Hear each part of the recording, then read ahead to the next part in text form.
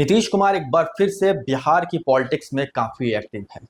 लोगों को लग रहा था कि नीतीश कुमार सीएम पद से हट गए तो शायद उनका रिटायरमेंट प्लान ये होगा, लेकिन यहीं सभी लोग चकरा गए। नीतीश कुमार बिहार के सीएम रहते पार्टी को लेकर जितने एक्टिव नहीं थे, अब वो एक्टिव दिख रहे हैं। नीतीश कुमार की आवाज पर अड़े मार्ग पर आज जेडीयू की बड़ी बैठक बुलाई गई थी। इस बैठक में जेडीयू के सभी पदाधिकारी, एमएलए, एमपी, केंद्रीय मंत्री सभी पहुंचे हुए थे। जेडीयू के जो केंद्रीय मंत्री है जेडीयू की तरफ से, ललन सिंह, वो दिल्ली से स्पेशली इस मीटिंग को अटेंड करने के लिए पहुंचे हुए थे।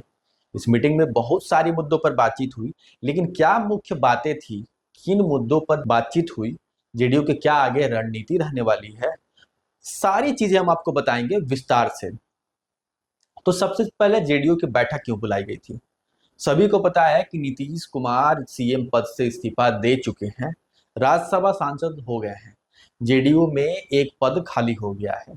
कौन सा पद है भाई? विधायक दल का नेता कौन होगा? इससे पहले तो नीतीश कुमार ही विधायक दल के नेता थे, लेकिन नीतीश कुमार अब मुख्यमंत्री नहीं है। अब जेडीयू के सामने ये है कि भाई विधायक दल के नेता को चुनना होगा। जेडीयू ने इस बार दो डिप्टी सीएम दिया हुआ है, विजय कुमार चौधरी और विजेंद्र यादव। तो ये दोनों व्यक्ति डिप्टी सीएम हैं, लेकिन विधायक दल के नेता पहले नीतीश कुमार हुआ करते थे। तो सबसे पहले मुद्दा यही था कि विधायक दल का नेता चुना जाए, और इसको लेकर पार्टी के जो नेता है, पार्टी के जो आला अधिकारी है या जो बड़े नेता आप कह सकते हैं, नीतीश कुमार को सर्वमान्य नेता चुने हैं कि भाई आप ही चुनिए कौन होगा विधायक दल के नेता।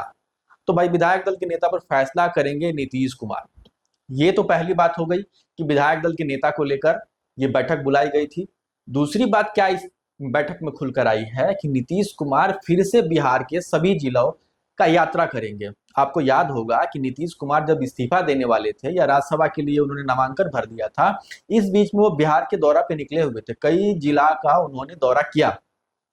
ये उनकी पुरानी फितरत रही हुई है कि जब भी वो कोई चुनाव होता है या चुनाव से जीत के आते हैं तो बिहार का दौरा करते हैं। एक बार फिर उसी अंदाज में जब मुख्यमंत्री पद उन्होंने छोड़ा है, नया कुछ काम उन्होंने किया हुआ है, तो बिहार के दौरा पर निकलने वाले हैं। हालांकि ये दौरा जो है पहली ऐसी यात्रा होगी जिसमें वो मुख्यमंत्री के पद पर नहीं होंगे।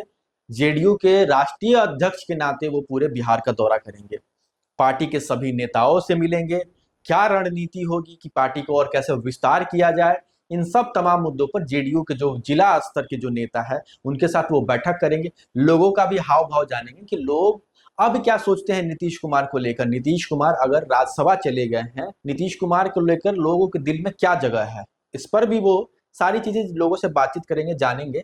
और एक इसमें पार्टी के नेताओं को नीतीश कुमार ने बड़ा टास्क दे दिया है। भाई टास्क क्या है? उन्होंने टास्क दिया है, अब वो जो तस्वीर है नीतीश कुमार की, इतनी बड़ी स्ट्रैटेजी उन्होंने बनाया हुआ था, वो अब धीरे धीरे लोगों को क्लियर होने लगा है कि क्यों ये सारी चीजें आनन फानन में नीतीश कुमार ने फैसला लिया हुआ था। क्यों वो होली के बाद से ही सब कुछ प्रकरण शुरू हुआ और फिर आनन फानन में उन्होंने मुख्यमंत्री पद से इस्तीफा दे दिया और फिर राज्यसभा चले गए। ये तमाम चीजें हुई। पार्टी को वो और मजबूत करना चाहते हैं, पार्टी को नंबर 1 पार्टी बिहार में बनाना चाहते हैं। अब अभी क्या है कि जेडीयू जो है बिहार में नंबर 2 की पार्टी है। बीजेपी जेडीयू के सहारे कहिए या बीजेपी की अपनी रणनीति कहिए, उसके बदौलत वो नंबर 1 की पोजीशन हासिल कर ली है। और नीतीश कुमार कहीं ना कहीं ये बिहार में वो नंबर 1 की पार्टी या बड़े भाई की भूमिका में हमेशा से रहना चाहते हैं।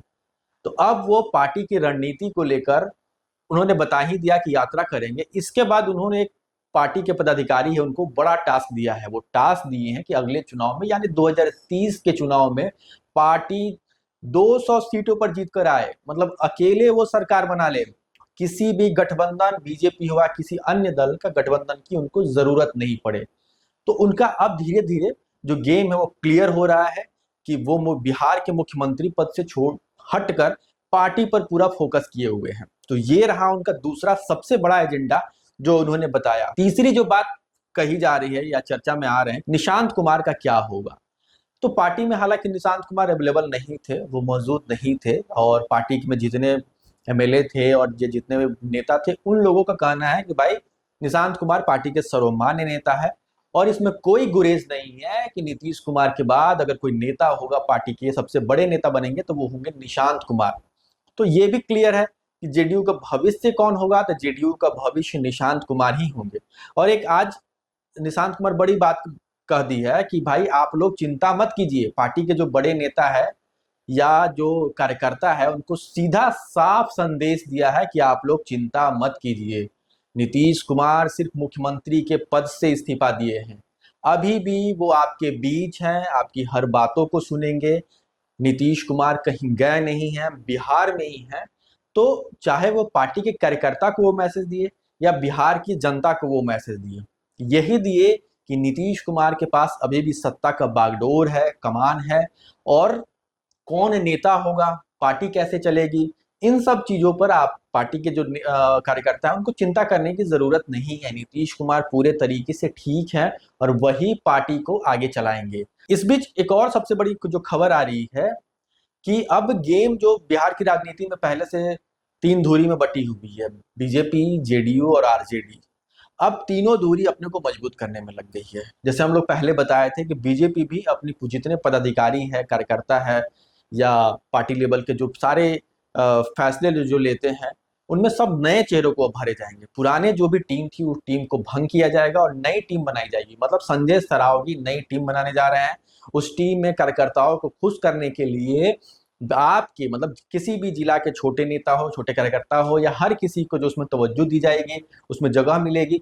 एक बीजेपी की स्ट्रेटजी है, क्योंकि हो सकता है कि बहुत सारे कार्यकर्ता नाखुश हैं। विजय कुमार सिन्हा तो खुलकर सामने आ गए थे कि भाई हम लोग त्याग और बलिदान से इस पार्टी को बनाए। कहीं ना कहीं वो मैसेज देना चाहते थे कि हम लोग इस पार्टी के लिए हर जो मेहनत हो सकती थी हम लोग किए, लेकिन सीएम का पद दूसरे दल से आए हुए नेता को दे दिया गया। तो इसी को मैनेज करने के लिए हो सकता है बीजेपी की स्ट्रेटजी होगी कि कार्यकर्ताओं को इसमें जगह मिलेगी, पुरानी टीम को भंग किया जाएगा। एक तो ये हो गई। जेडीयू का आज क्लियर हो गया कि जेडीयू का आने वाला 5 साल क्या रणनीति है। नीतीश कुमार ही गाइड करेंगे सारे पार्टी के नेता को। इसके अलावा निशांत कुमार भविष्य के नेता होंगे।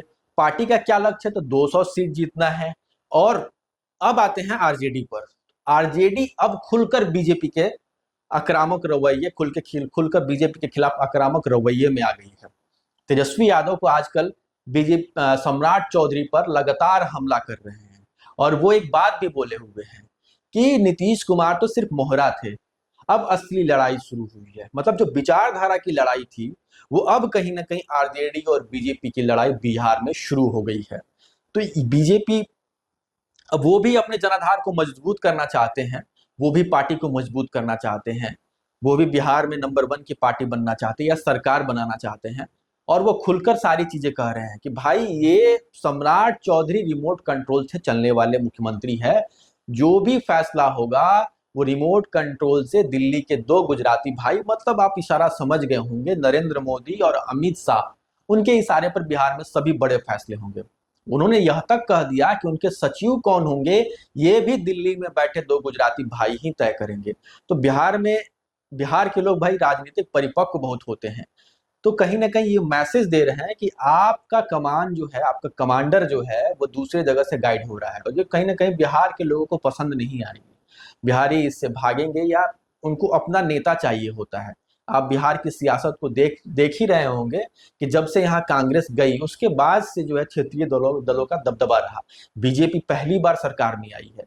तो ये तेजस्वी यादव की ये स्ट्रेटजी है कि सबसे बड़ी भूल करार दी जाए बीजेपी के लिए। सम्राट चौधरी मुख्यमंत्री पद पर बैठ गए, लेकिन बीजेपी की रणनीति कहीं फेल हो जाए और फिर से लोग अपने क्षेत्रीय दल को मजबूत करें और आरजेडी को जो है, जो जनाधार था, वो तो एमवाई समीकरण उनके पास है। इसके अलावा जो बाकी लोग हैं वो बीजेपी से छिटक कर और आरजेडी के पास है।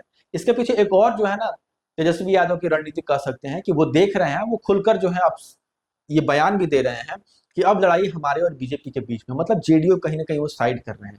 जेडीयू का जो वोट बैंक है वो भी अभी असमंजस पे साइड हो सकते हैं कि अब हमारे नेता कौन होंगे, नीतीश कुमार अगर जा रहे हैं। हालांकि नीतीश कुमार ने साफ कर दिया है कि हम अभी बिहार की राजनीति में है, बिहार की राजनीति को देखेंगे। तो ये चीजें है कि जो सरकार वही बनाएगा, सरकार वही पार्टी बनाएगी जो नीतीश के वोट बैंक जिनके पास जाएगा। अब उस वोट बैंक को लेने के लिए जो है तेजस्वी यादव चाल चल दिए हैं कि अब कहीं ना कहीं उस तरीके का अपने आप को प्रेजेंट करे, जेडीयू का जो वोट बैंक है वो आरजेडी की तरफ शिफ्ट कर जाए और तेजस्वी को इससे फायदा मिले। तेजस्वी 2030 चुनाव में अकेले अपने बल पर सरकार बना ले। तो तीनों पार्टियां जो है अब आक्रामक रवैये में है, खुलकर जो है बल्लेबाजी करने फील्ड में उतर गई है, अपनी अपनी जनाधार को मजबूत करने के लिए हर रणनीति बना रही है। अब बिहार की जनता क्या फैसला लेती है, क्या एनडीए का फैसला बिहार की जनता को सही लगता है, या आरजेडी की तरफ से फिर शिफ्ट करेगी, या नीतीश कुमार कोई फिर बड़ा गेम करेंगे? नीतीश कुमार के मन में अभी भी क्या है किसी को कुछ पता नहीं। हो सकता है कि आरजेडी के साथ भी गठबंधन कर ले, ऐसा कोई मतलब आश्चर्य की बात नहीं होगी। तो ये तो आने वाले दिनों में पता चलेगा, लेकिन एक बात तो बिहार की राजनीति में अभी तय है कि तीनों पार्टियां अकेले बिहार में सरकार बनाने को लेकर आतुर है, इसको लेकर मजबूत रणनीति भी बना रही है और काम भी कर रही है।